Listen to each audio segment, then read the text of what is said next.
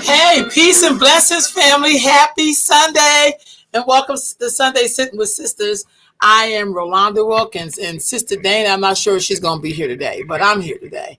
And I've been traveling, so I just got back home last night from being on the East Coast, and I was on a special journey there. I was basically going to see my great grandmother, who was born in 1818 or 1817. That's what the marker, that's what the headstone said, but died in 1920. And so I was going there to see them, her, my great grandmother, who died in 1942, and then my grandmother's son, who died when he was 5.5 months of pneumonia, all buried in the same place. So I went there to take pictures, to make sure they had headstones. I also went to go see my grandmother, my mom's mother, who died when she was 52 in 1962. All these twos, huh? And so it was great. And I went to go check out a bunch of other stuff, and also met with a few people, because what I'm trying to do now is to do this initiative to basically work with Black women around the country to do small cohorts that will work with other Black girls for like 6 months period of time. So it's kind of like you get to follow these young ladies and work with them hopefully for longer than that. But when I look at the strength and what's going on with Black girls and women, I feel like we have to have another plan that the community can be involved in, not necessarily those of us who are trained or who do this as a business, but really trying to figure out, really trying to figure out, how we can help Black girls and women be strong and healthy. Because if they're strong and healthy, that means that we get to be strong and healthy. And so that's what I was doing here on Sunday Sit with Sisters. And what I want to do, I probably won't be too long today, but I want to be strong today, as I try to do every day. And I hope that you all will share. I want to share with you some women in history. We're going to go over that in a little bit, who have done very extraordinary things, because then next week when we come back on, I'm going to share with you some young sisters who are doing that amazing work today, but maybe in a different kind of way, but it is still in that same tradition and that same line of work. And so I know we all must know women in our family that are great, and I don't think of great as, let me be very clear. Sometimes great is not always about you competing with white people or somehow you're just as better than. Sometimes for me, being great means you take care of your family, you take care of your community, you try to make sure we're all okay. Like that's what that means for me. It's not always like, oh my God, I got 20 degrees, or oh my God, I was able to be up there with the whitest of the white people. Like that's not what I'm talking about, y'all. I think it is great when we take care of each other. I think it is, you become a great person when you open up doors for people, and without them even knowing that you have, when you're standing up and trying to do what's right, not what's popular, not what people are going to like, but what's right. And so for me, as I'm always a student of history, I always try to look for that for the women in my line. Like when I think about my mother is my greatest example of what it means to have pride and dignity and respect, and to sacrifice for days you will never see. And so, that's my mom. My mom went to like the 10th grade, but when you look at her children, you'd have thought she had like a doctorate in something, if you want to measure it in that way. But I feel like we got to keep celebrating each other, and we have to make a way for our girls to be great and to be comfortable in who they are, for them to love their skin, love their bodies, to love themselves. We got to make a way for them to do that. So last week, my dear sister, young sister Takara Johnson, started off with the first cohort. It's like between 5 and 10 girls you'll be working with for a period of time. And so even though they're learning all of these wonderful things around entrepreneurship and education and all of that great stuff, they're also learning about how to take care of themselves. They're doing yoga, they're doing meditation, they're learning how to connect with each other. They're doing a lot of writing exercises. They get to meet and talk with a lot of very powerful women and men, even though we're woman-centered, we know that men are a part of that universe. You see what I'm saying? We also talk to them about the interactions with each other, with their society, their communities, their sisters, their brothers, like all of that, making sure that they have some kind of ideal or some kind of measuring stick when they're talking about the men in their lives, the women in their lives, children and all of that. Because the more I work with young people, the more I begin to understand even clear that the way we support other people who come out or decide who they want to be, we have to support those Black girls who are just who they are, you know. So we have to make sure that they feel good about themselves, that they feel okay with themselves. And so we really got to do that. And so today I want to share with you, I'm gonna go over this list, but I'm gonna jump around on the list because I'm you know, there's some people that I just think people should know. And these are also young folks that we share with the young girls in this program. You know what I mean? And one of the first ones at the top of the list for me is dear sister Shirley Chisholm. So if you don't know who Shirley Chisholm is, she was born in 1924. My grandmother on my dad's side was born in 1924, and she's 94 years old right now. But Shirley Chisholm was born in 1924. She died in 2005. And if you don't know who she is, she broke major barriers when it comes to the first Black Congresswoman in 1968. Which is really, really awesome about who she is. She also continued her political track when she ran for president 4 years later, making her the first major party Black candidate to run. Like she's the first Black, you know, candidate, period, to run for, I think it was the Democratic ticket. And so here we are now. And Shirley Chisholm was a Black woman, like undeniably a Black woman. And also, I think she had Caribbean heritage. I can't remember from where she's from, but I know she's also from the Caribbean, hailing from Brooklyn, I believe. And so that's someone that we need to make sure our daughters know who she is, and that really helps them to feel balanced and feel good about themselves. Because it's always about the images that you see, the images, y'all. The next person is Sister Claudette Colvin. And let me tell you why she's so important. Because most times, you know, we have to be very honest, in Black culture, we have something called colorism. Let's be honest. And it don't make people feel better to say, well, it's an offshoot of racism.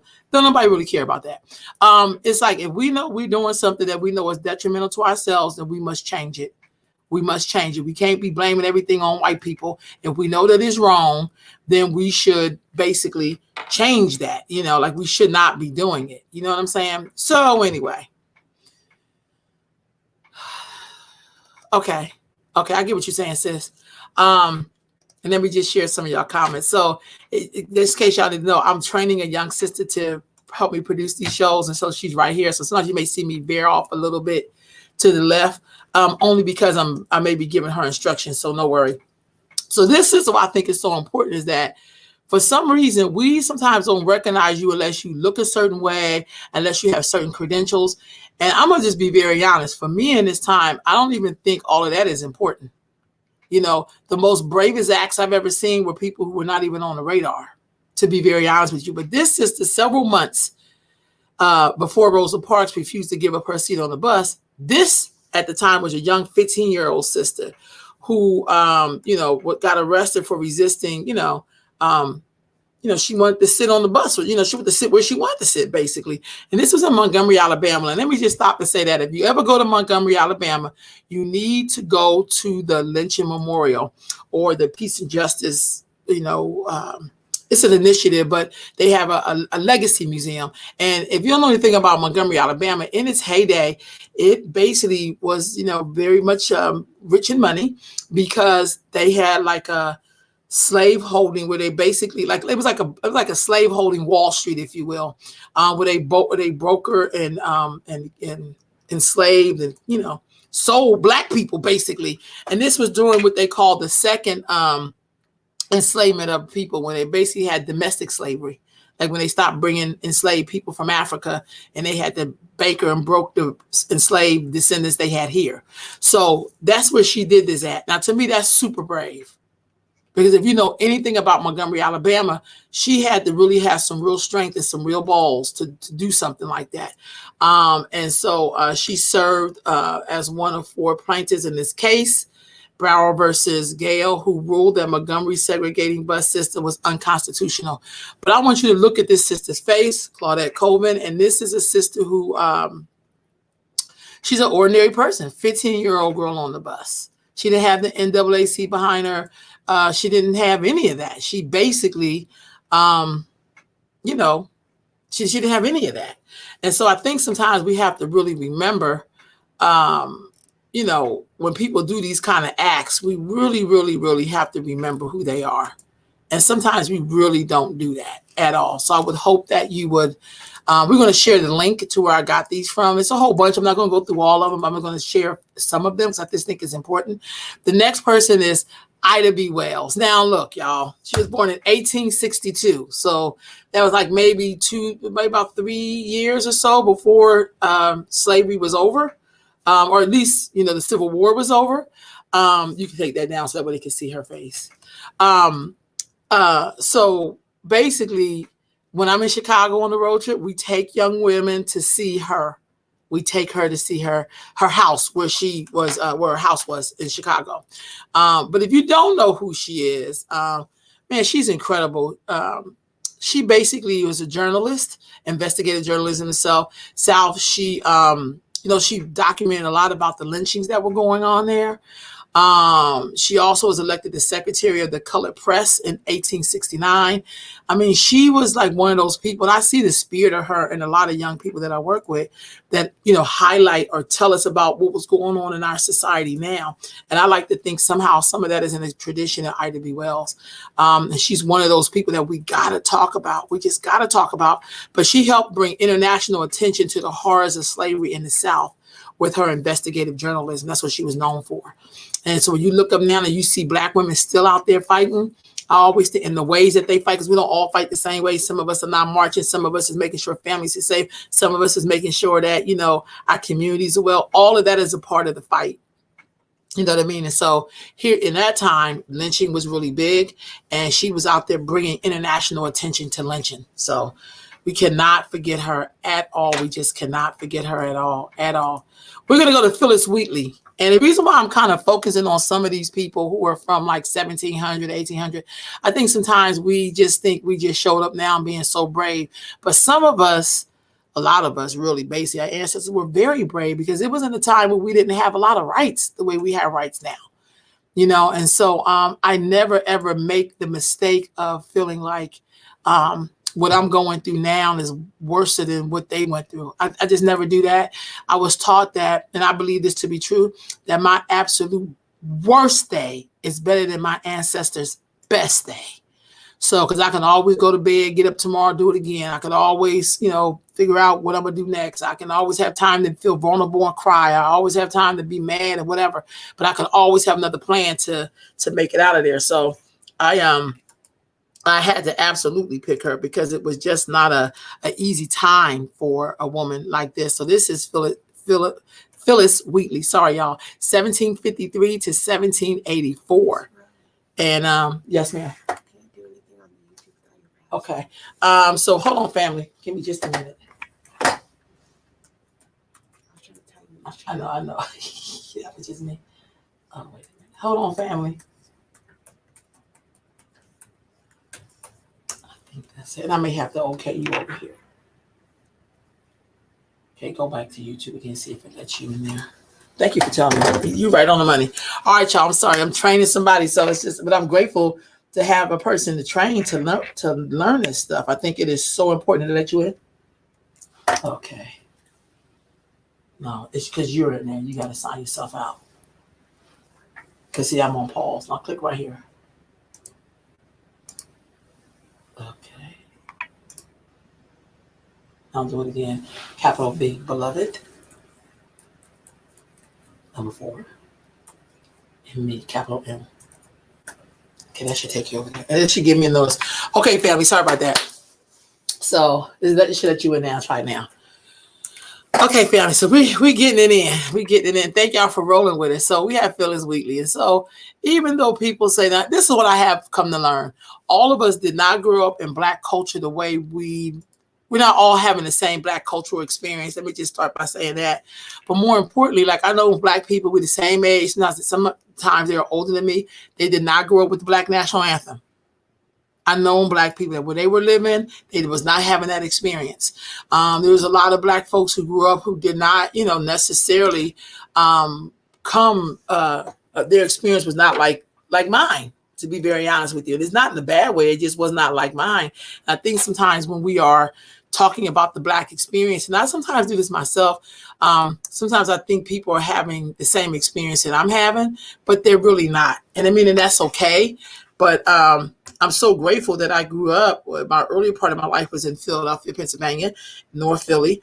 And I grew up when Black folks were, coming more into their African selves and their mindsets, where people started to embrace their hair and their skin color, and Black is beautiful. And I remember that time very vividly.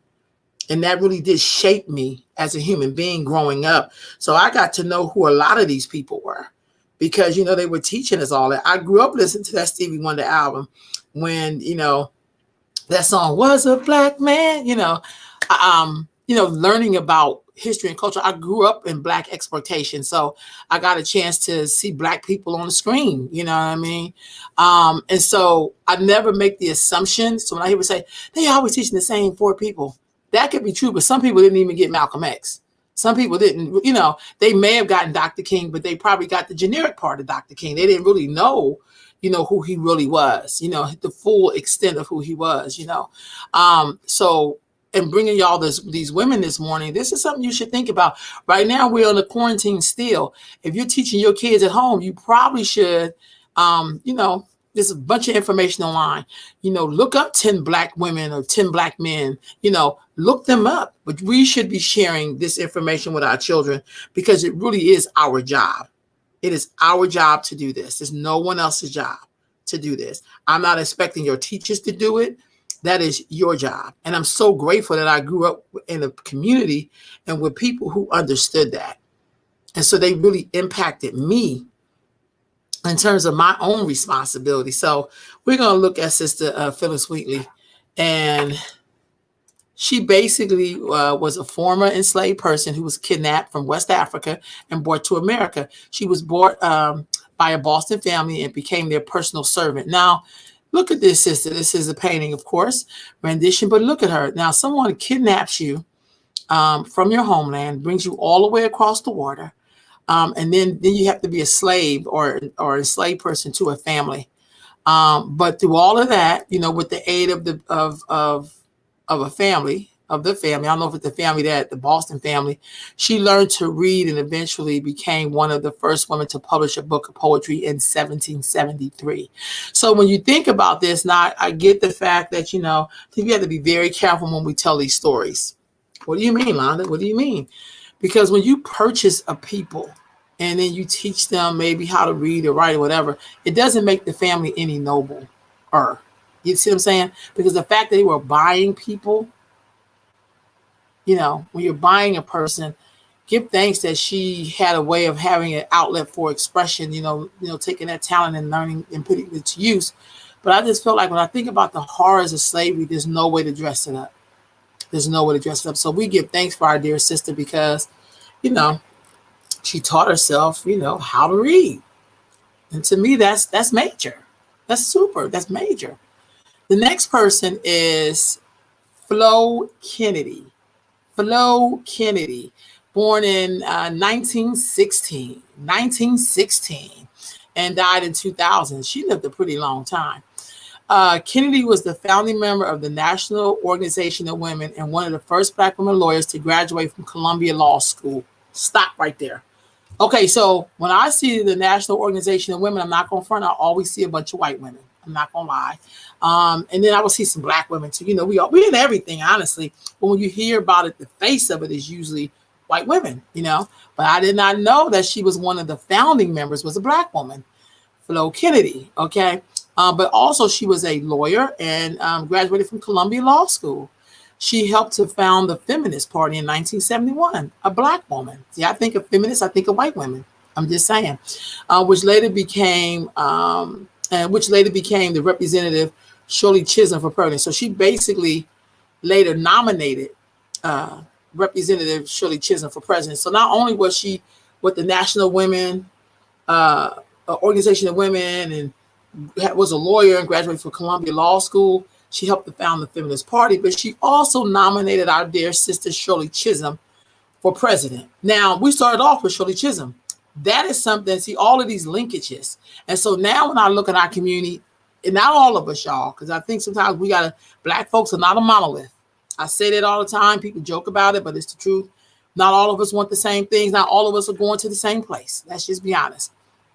But if we're going to talk about freedom and us getting things together, at some point we have to see where we connect at and work that link. But we can not going to make everybody be like this. Like, that's not happening. But if we have like where we touch fingers and where we can lock at sometimes, we should work from there, because here this sister is Flo Kennedy. And it seems like every Flo I know is bad. I think about Dr. Flo.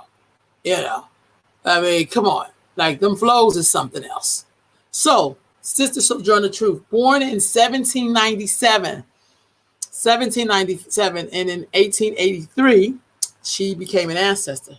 So, when I was a kid, I used to get her mixed up with Harriet Tubman when I was a kid. But she was born Isabella, this is Berman-Free.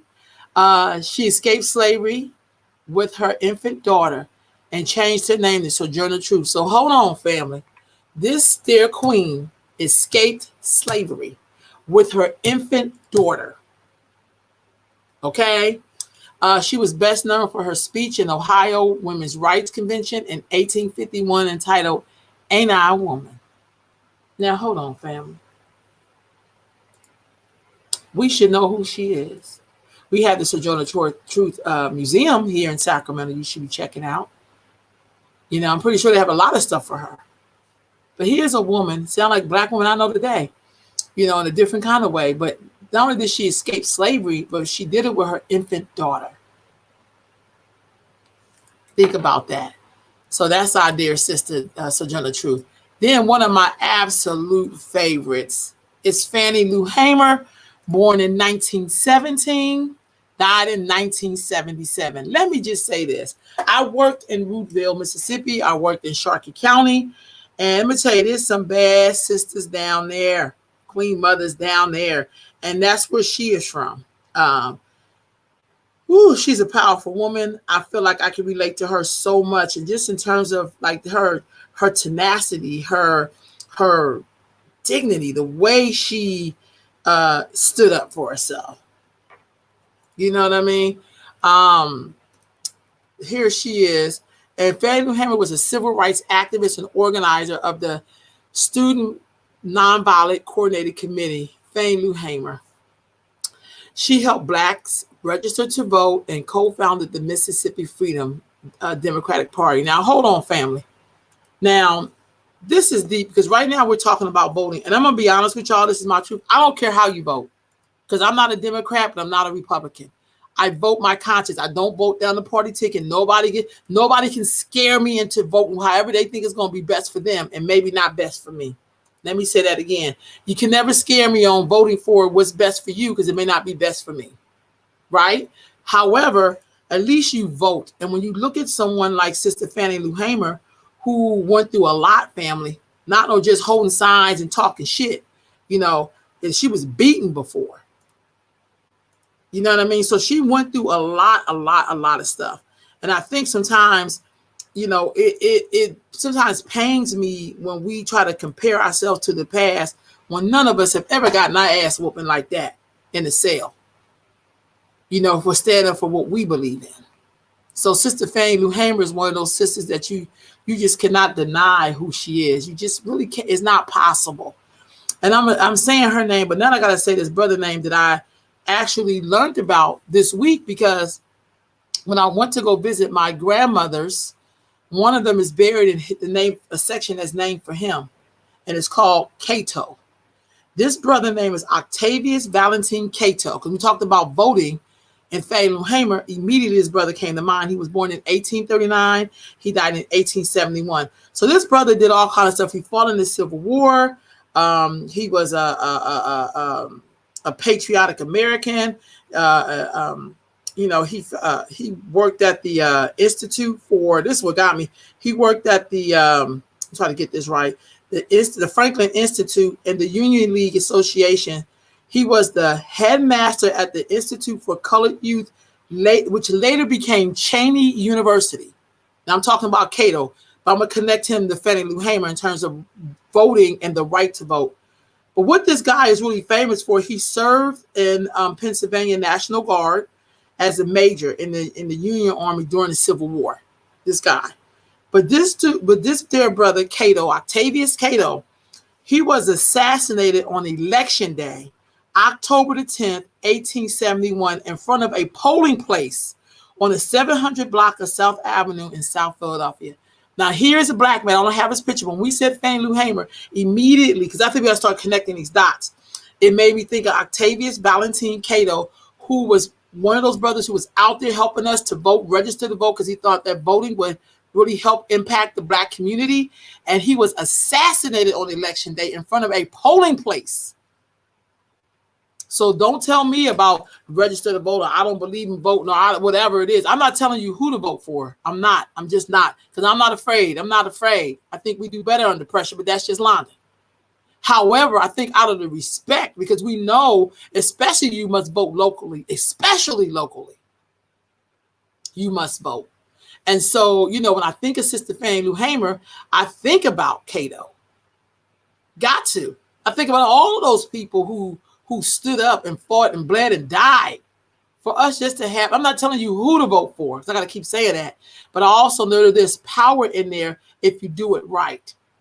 And if these people are fighting for us, Fannie Lou Hamer, Cato, so many nameless people, then what is our excuse as we stand here in 2020 complaining about our condition? Some of us are. So salute to Sister Fannie Lou Hamer. I just think that she's incredible. Man, salute Sister Fannie Lou Hamer. Gwendolyn Brooks. My mom really loved Gwendolyn Brooks. She was born in 1917, died in 2000. Wow, she's been for a long time. Give thanks. Who is she? She was a poet. The first African-American to win a Pulitzer Prize in 1949. The book entitled Annie Allen. So she was a poet. You know, we always have these great poets. I like Sonia Sanchez, like what's the other one who passed away a couple of years ago? Maya Angelou. Poetry is so powerful. Poetry is so powerful, family. You know, it's a way of having expression that we probably could never put into words. They have a way of putting things into words, and we should be very grateful for that. Very grateful. So Gwendolyn Brooks is one of those people that you just cannot forget about. You just can't, family. You just can't. The next sister is Betsy Coleman. And I remember seeing her pictures growing up. Dear Sister Lisa Davis says, if voting wasn't a big deal, why they wouldn't be working so hard for us to keep it from doing it? Right on, sis. I'm sorry. I'm you're absolutely right. You're absolutely right. And I think that you could be disappointed. Excuse me, family. Sorry. I think you could be disappointed in how the vote goes or how some things goes. I get that, because in life you have disappointments, you have joys. But I feel like there's something so important about having that as a right to do. You know what I mean? And particularly and most importantly for me, locally.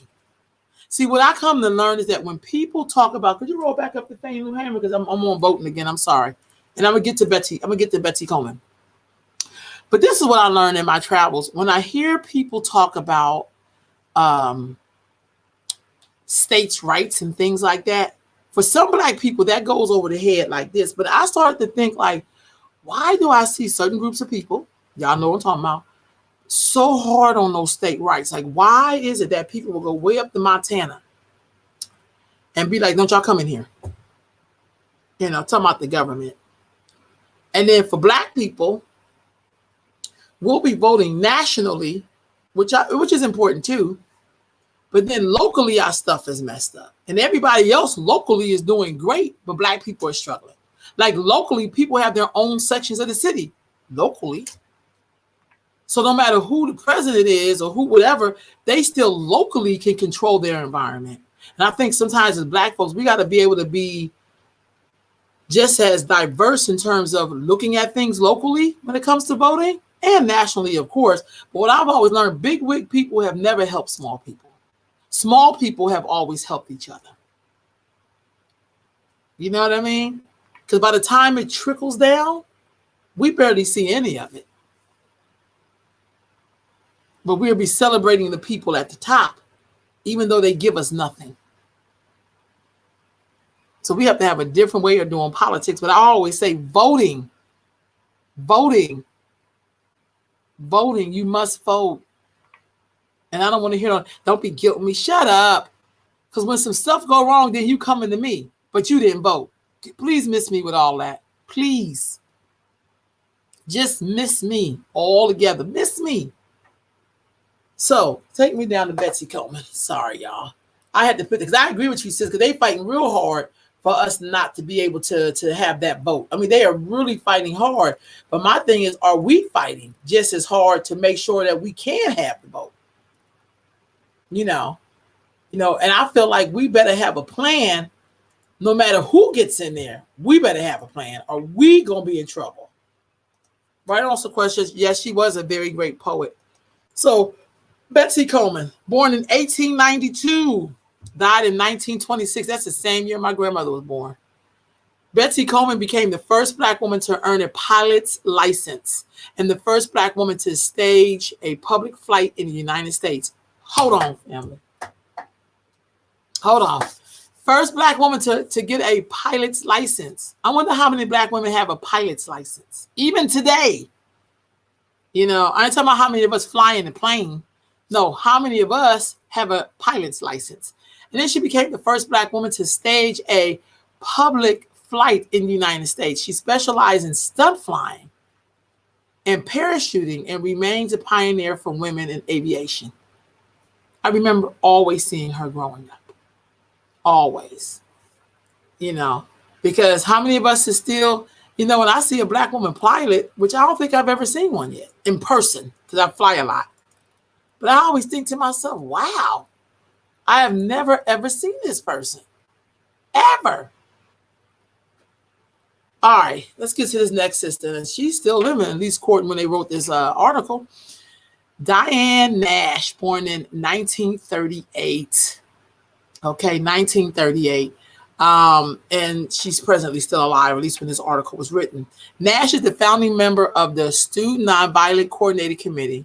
She was instrumental in organizing the Freedom Rides. Now, if you don't know what Freedom Rides are, again, y'all, we got this internet.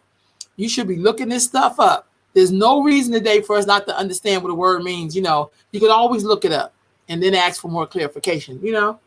She helped desegregate interstate buses in the South. She also planned the Selma voting rights movement in response to the Birmingham 16th Street church bombing that killed 4 young girls. Now, y'all, hold on. So the sister was a founding member of the Student Nonviolent Coordinating Committee, okay, which I think, no, I'm not going to say this, I'm not really sure. She was instrumental in the Freedom Rides when they went into the South and their support down there, the Freedom Rides, which helped desegregate the interstate busing in the South. So they definitely did work in the South. But she also helped to plan the Selma voting rights movement. And look, all this stuff, I'm on my third hand, by the way. And then, of course, that was in response to the bombing. So what she did is that she did something locally to inspire the people, to get the people up. That's what this sister did, y'all. And that was in response to that church, 16th Street church that was bombed and killed those 4 little girls. Ain't that something? When I talked about us all somehow being connected, I remember reading something, or maybe I seen something where Condoleezza Rice knew those girls. So somewhere along the line, even if it's by the fingertips, somehow we're always connected, always. So salute up to dear sister Diane, who did her part. I always say it's always about doing your part. Next queen I'm to share with you is Zora Neale Hurston. Now, I really love Zora Neale Hurston. I really love her. Why? Why you love her, bro? Man, I mean, she's an awesome writer, awesome documenter of African American culture and folklore. She was born in 1891 and died in 1960. She was a part of the Harlem Renaissance. I mean, Hurston was a anthropologist. I can't even say his word. Anthropologist. Say it again. anthropologist. I think I put the words in there. Thank you, dear sister. And author of the Harlem Renaissance. Though she did not receive much recognition for her work while she was alive, her works of fiction, especially Their Eyes Are Watching God, became a staple in American culture. So this sister also, too, in her earlier career, went through the South documenting what's called African American folklore. And a lot of people don't know that. When she documented with Hopping John, and she documented stories. One of my favorite stories that I remember her documenting was about how man and woman became. She said in the beginning of time, and I'm kind of paraphrasing this because, we got so much time, that in the beginning of time, there was man and woman and they were both equal.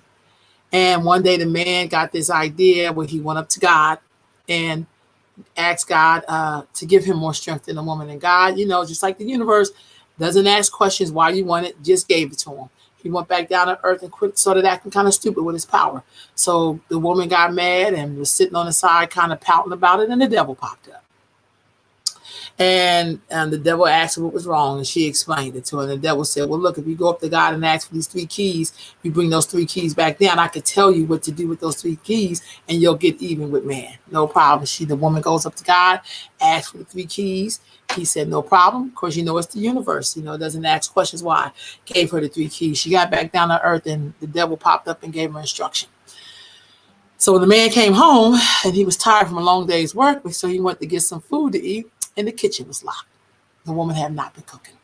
Then he went on to the room. Okay, I guess I'll lay down. I had no food to eat. And when he went to go lay down, he couldn't get in the bedroom. So the bedroom was locked. So he couldn't get no rest or no comfort, which means he could not. That was the second thing. And then the third thing is that when he did that, he couldn't make no generations. He couldn't have any kids and nothing like that. The woman does all of that. So he got mad. He went back up to God, and God asked God, why did you give her the power of these 3 things? And God said, because she asked the same way you asked for more strength.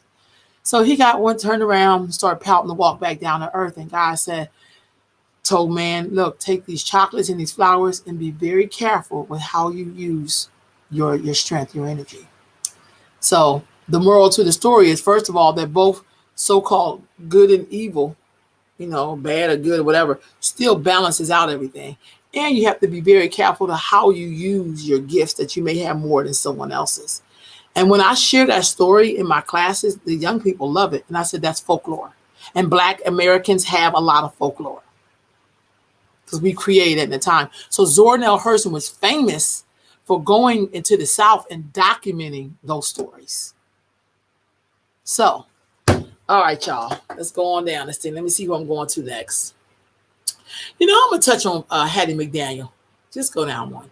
So Sister Hattie McDaniel. Why did I put Hattie McDaniel on here? I don't know why they put it on here. But I think her image today is just as important as it was back in the 40s and 50s when she was alive. This is Hattie McDaniel. She was born in 1893 and died in 1952. And a lot of y'all may know her from Gone with the Wind. She was like the maid, or I guess to Scarlett or whatever her name was. In the film. And so she was an actress. She appeared in more than 300 films and was the first African American to win an Oscar in 1940. She also starred in the CBS radio show Beulah. It's a show called Beulah. And so I think she worked in like the 30s, 40s, something like that. She's over 300 films is a lot. But when I look at her, here's a physically Black woman. Here is a woman who is, as they would say, old school, big bone or heavy set. And so when you look at most of those roles, she played a maid. And when you look at Black cinema today, we still typecast people who look like her just like this. Not talking about white people. I'm talking about Black people. I've never seen I like Tyler Perry's a good person. I'm not against Tyler Perry.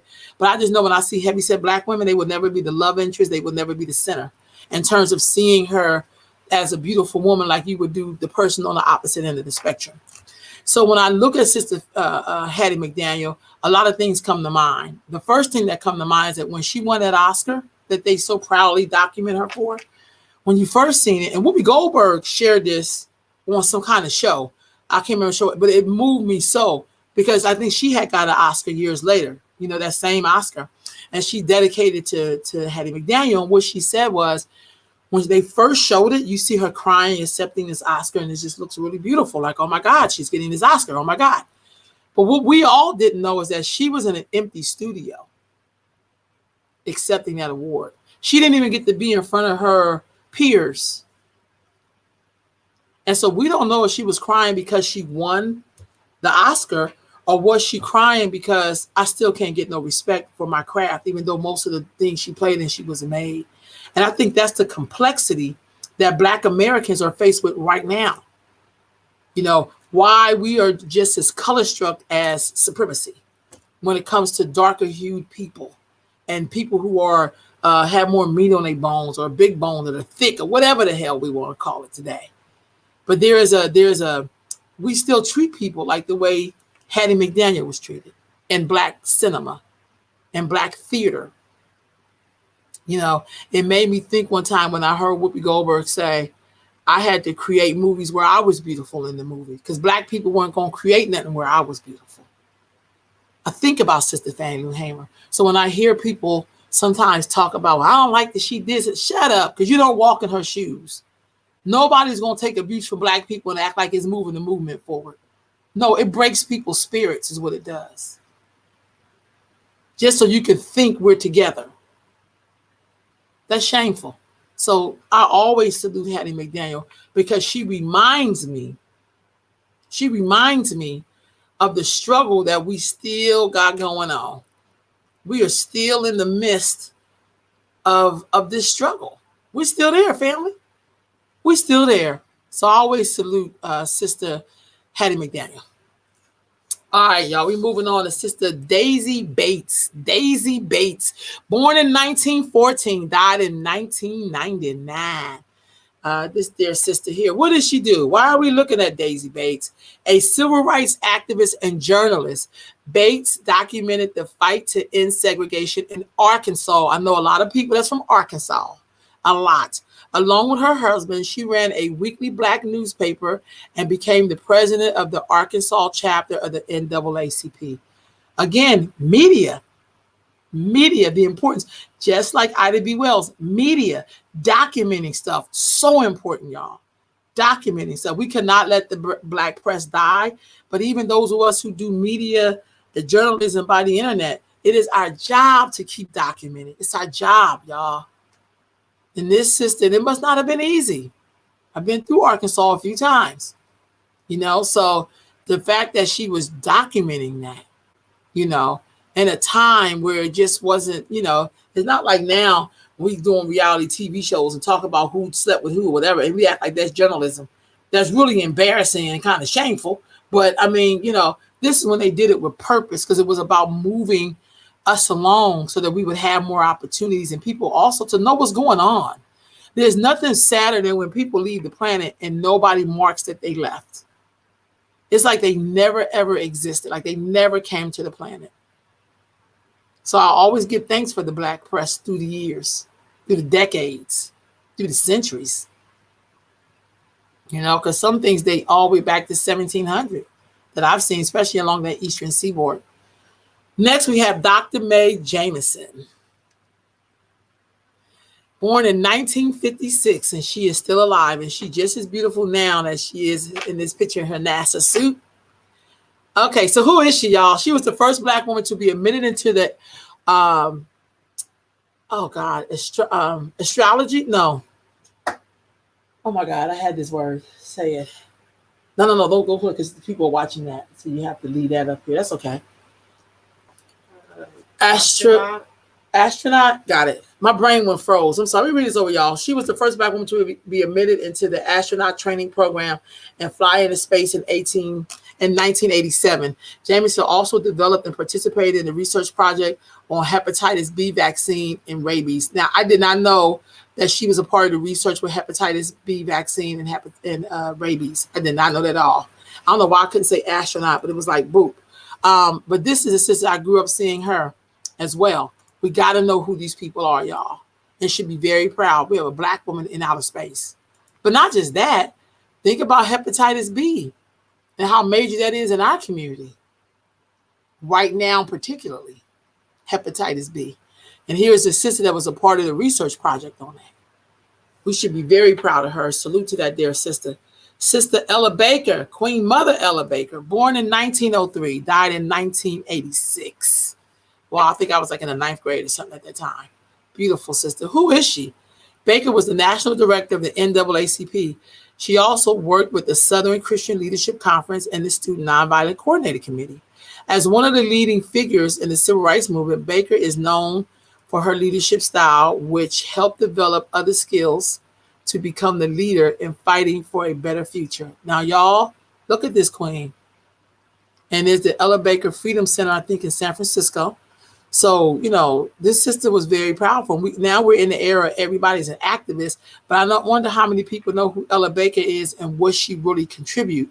And if we look, I don't know, 50 years from now, will they be talking about your leadership style? Will they be talking about, what you really did to fight for a better future? Because here's the thing, she wasn't just fighting for right in the now. She was fighting for days and people she was never going to meet or see. You feel me? So, salute up to Ella Baker. We could not do this countdown and not have her up in it. For real, for real. Madam C.J. Walker, born in 1867, died in 1919. That was like the year before, the 1919, year before my great-great-grandmother died. Wow. Okay, so who is she? Now, I know we had the film come out and all that great stuff. The film, I just wish we would tell people stories in its totality without trying to act like it's right now. So, Madam C.J. Walker became one of the first female self-made millionaires in the world. When she inventing a line of hair care products, especially for African Americans in 1905, she traveled around the country to promote her products and gave hair care demonstration. She eventually found the Madam C.J. Walker Laboratories to manufacture cosmetics and train beauticians. Family. This is her. So no matter what you think about people putting perms and stuff in their hair, because the black hair care industry is a billion, if not $1 trillion industry, and very few of us are making money off of that. But I also think what she was trying to do is to make black women feel beautiful. And some of that has a lot to do with getting your hair done. I know, this is for me personally, Ro. When I first get my hair braided or whatever, I feel like $1 million. I love when I get my hair done. So I can't imagine, back in the day, if you worked really hard and you really couldn't get your hair done. Like I can't even imagine what that must have been like. But also in looking at her pictures, family, she also had definitely those beautiful, pure blood looking African features. And I know she lived in the world of colorism, the same world we living in right now with black people. And we can only imagine how she really felt about herself. But I still give salute to her, because she was trying to help make black women feel beautiful about themselves. Next person, one of my personal favorites, Josephine Baker, born in 1906, died in 1975.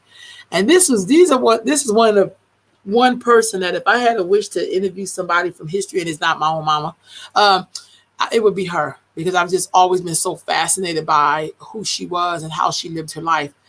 After getting her start in New York, Josephine Baker found fame and fortune when she moved to Paris in 1920 to become one of Europe's most beloved performers, entertaining her audiences with enticing dance moves and vocals. During World War II, she worked with the French Resistance, smuggling messages, hiding in her sheet music and underwear. Baker frequently returned to the United States during the civil rights movement efforts. She was eventually a speaker at the 1962 March on Washington, family. So here's the other part. This person's doing a similar, they're doing a great job. But Josephine Baker also had the Rainbow Coalition, that when she, in her latter years, adopted children from all over the place, creating the Rainbow Tribe. She also, had her moments where she, I think sometimes people's beginning will help you to understand why they do the work that they do. And so I know she grew up during the race riots in St. Louis in the late 1906. No, it's maybe 1910 or something like that. I can't remember, which totally burnt some brains. It totally impacted who she became and how she seen the world. And I think sometimes when we talk about the greatness of who we are as women, sometimes we kind of leave out the fact that there are these life-changing moments in your life that impacts how you move in the world for the rest of your life. And Josephine Baker really helped me to understand that. Like when she went off to Europe, because she was around the time when people were performing, she performed in blackface. And she was black. So, she was in that time when people didn't think much of black folks in entertainment. You know what I mean? But then she also went along and, went to Europe and found freedom of her own there and acceptance. And then she had to still deal with racism when she came back to the United States. And every time I cross that Walt Whitman Bridge, I think of Josephine Baker and how when she tried to stand up for herself in the 1940s, he talked about her like a dog. You know what I mean? And black folks, it's just all of these, connectings, even on the negative side. Because people talk about Walt Whitman like he was this great journalist, but the man was a straight up goddamn racist. And he has a whole bridge named for him. So anyway, I think about Sister Josephine Baker, and then through it all, she basically went broke trying to take care of her Rainbow tribe, because she really believed that if children are brought up together and having respect for each other and being each other's sister or brother, maybe they would not see color. And that was her whole purpose of doing that Rainbow tribe that she tried to pull together. So I always going to salute her. To me, she was just not an entertainer or a superstar or whatever. She was a woman who still was in the fight, but on a different level. So I always salute Josephine Baker. Hold on, before we get to this, the last person I think I'm gonna do, because this thing is heckin' long, I think I'm gonna end with Mahalia Jackson, because I really love Mahalia Jackson. My grandmamas love Mahalia Jackson. And I don't know about y'all, every time I see that Imitation of Life, and she sing at the end, "Thou shall be done," I hear that, be like, oh my God. But voice angelic, but deep and rooted. Her voice to me was very rooted. This is Mahalia Jackson, born in 1911, died in 1972. Mahalia Jackson was the queen of gospel. Is one known as one of the greatest musicians in American history. Jackson sang at the 1963 March on Washington. So mind you, they had Josephine Baker there and Mahalia Jackson at the March on Washington. Right before MLK spoke, "I Have a Dream" speech. While giving his speech, Jackson interjected with, "Tell him about the dream, Martin." So you could hear her in the back and say, "Tell him about the dream." Go ahead. Jackson's words led King to improv, and later the improv that into part of his speech. So, okay, look, y'all, this is Mahalia Jackson.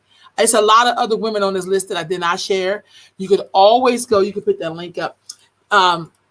You can always go and go to this link for the 28 Queens of Black history that we all deserve to know more about.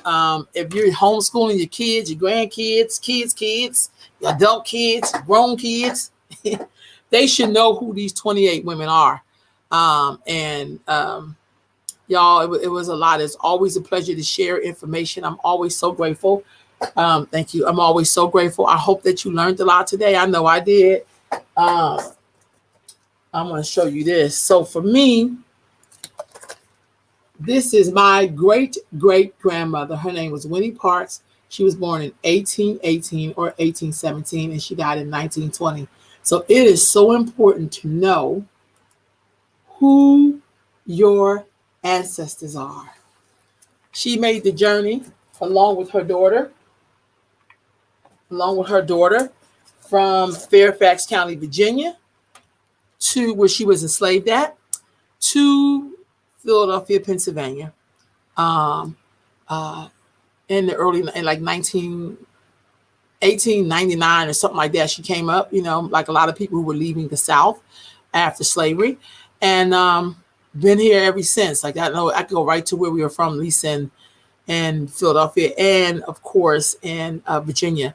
But also she is buried in what is known as the Eden Cemetery. If you don't know much about the Eden Cemetery, you should. It is a historical landmark. It is where Black people are buried in Pennsylvania, and there was a whole lot of fighting going on so that Black folks could be buried in dignity. So it's a national treasure. And it's like history when you walk through that place, through that cemetery. And my great grandmother, Winnie, my great grandmother Georgiana, my grandmother Alice are all buried there, and they're in great company.